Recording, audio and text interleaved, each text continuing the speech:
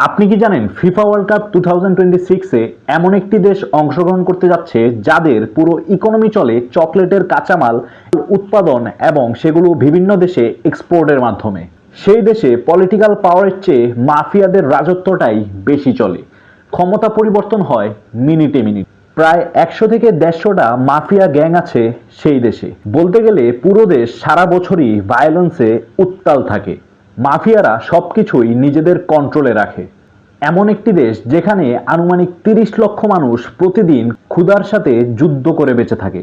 এত এত সমস্যার মধ্যেও এই জাতি কোয়ালিফাই করেছে 2026 ওয়ার্ল্ড কাপে।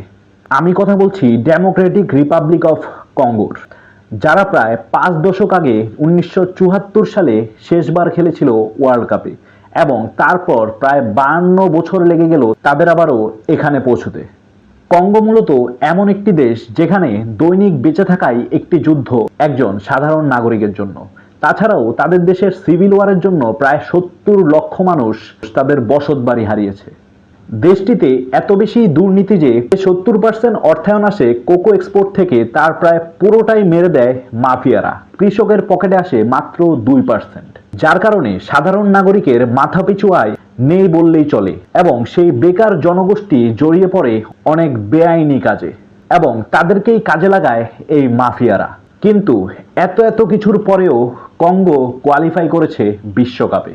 আমরা যদি তাদের ওয়ার্ল্ড কাপ ক্যাম্পেইনে একটু নজর দেই, তারা ছিল তুলনামূলক কঠিন গ্রুপে, যেখানে তারা সেনেগালকে ভালো প্রতিদ্বন্দ্বিতা দেখিয়েছে। টোগো এবং সুদানের মতো দলও ছিল তাদের গ্রুপে, কিন্তু সেখান থেকে তারা সেরা 2 থেকে সিএএফ কোয়ালিফায়ার্সে জায়গা করে নেয়, যেখানে তারা ক্যামরুনের মতো হেভিওয়েট একটি প্রতিপক্ষকে হারিয়েছে। তারপর সিএফ কোয়ালিফায়ার্সের ফাইনালে তারা নাইজেরিয়ার মতো শক্তিশালী দলের সাথে ড্র করে এবং পেনাল্টি শুট আউটে নাইজেরিয়াকেও তারা হারিয়ে দেয় এবং ইন্টারকন্টিনেন্টাল প্লে অফে নিজেদের জায়গা করে নেয়, যেখানে তারা জ্যামাইকাকে হারিয়ে 2026 ওয়ার্ল্ড কাপে নিজেদের জায়গা পাকাপোক্ত করে নেয়। এবং কঙ্গো এই পুরো সফরে নিজেদেরকে বারবার প্রমাণ করেছে। তারা সেনেগাল, ক্যামরুন, নাইজেরিয়া এবং জ্যামাইকার মতো বড় বড় দলগুলোকে হারিয়ে তারপরে কিন্তু তারা বিশ্বকাপে কোয়ালিফাই করেছে। তাদের জন্য হয়তো এটা শুধুমাত্র অংশগ্রহণ নয়, লাখো কঙ্গোবাসী যারা কিনা দুবেলা খেতে পারে না তাদের জন্য কিছুটা খুশির জোগাড়। এবং এর ক্রেডিট ডিজার্ভ করেন তাদের ম্যানেজার সাবিস্টিন ডিজার্ভে এবং তাদের ক্যাপ্টেন চান্সেল এমেম্বা।